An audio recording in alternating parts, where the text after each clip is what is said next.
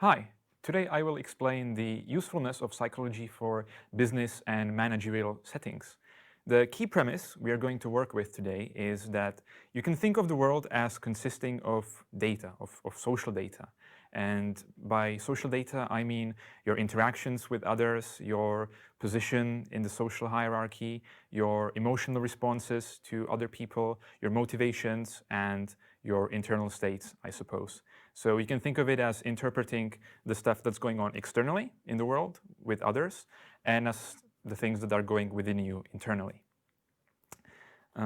Data can be organized and it can exist in a state of order. And by state of order, I mean you know what's going on, you understand the motivations of others, you understand their personalities, you understand yourself, so you can expect, you know what to expect from yourself and others.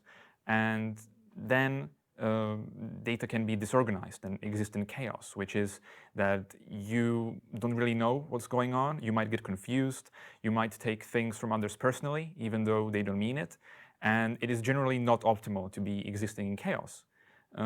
Just to elaborate a bit further, order is simple because it reduces complex behaviors of others to simple definitions like personality type, motivation, emotion, and so on. It is predictable because you know the definitions of these personalities and these traits that others have, so you can predict what others are going to do. You feel comfortable, therefore, because you know what to expect. There's no hidden social dangers, and it is manageable. It is way more manageable when the world is simple. It's more manageable than when it's complex and changing, because this is where chaos comes in. It is complex because you are not sure, you might not be sure what's going on in others, why they're saying the things they are saying, why they are behaving like that, why they are arguing, why they are so dominant or so distant, for example. And then you see everything is changing because you don't know what to expect.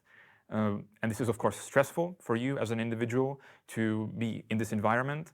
And therefore, it is difficult to navigate the social world like this.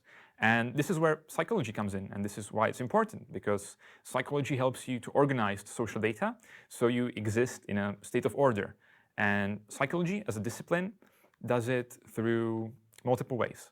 So first, it describes behaviors or patterns in behaviors. So that would be, for example, personality types, personality traits. You know, I know I'm coming back to this example a lot, but the classic dominant type that doesn't allow for much discussion and kind of doesn't allow for opinions of others. Then it explains such behaviors, which is important because then you know that this person behaves this way because he believes that everyone else around him, for example, is incompetent, or he believes that the world is going against him, so he will go against it first. Then it predicts behavior. So, for example, there is a personality trait called conscientiousness, which actually predicts your performance and your success at the workplace, because more conscientious people are organized, they meet deadlines, and they are more thorough with their work, which is a very useful, along with intelligence, a very useful trait to have anywhere, basically.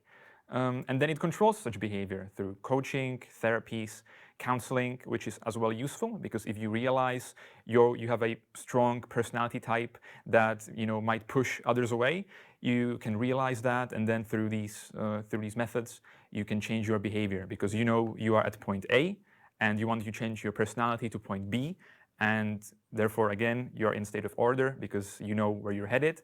The world is simple and manageable, and that's how you can change yourself and change how others experience you. One last thing, psychology is not a single-dimensional discipline. There are different subdivisions that kind of look at personality and people's experiences from different point of view. And in the following 2 lectures, we're going to discuss 2 of them, namely psychoanalysis and behaviorism. Thank you for listening.